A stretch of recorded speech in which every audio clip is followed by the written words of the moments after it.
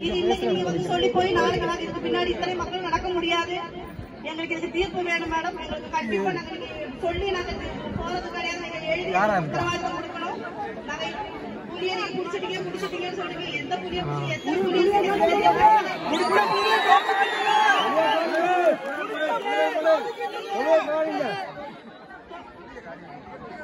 கொண்டு வாங்க, புலியை கொண்டு வாங்க, வண்டியை கொண்டு வாங்க.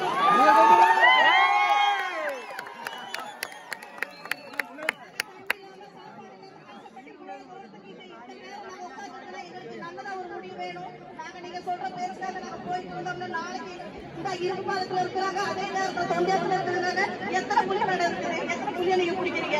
ஒரு புள்ளிய குடிச்சா எங்களுக்கு செட் ஆயிருமா? முடிச்ச புள்ளிய காமிச்சிருப்பா.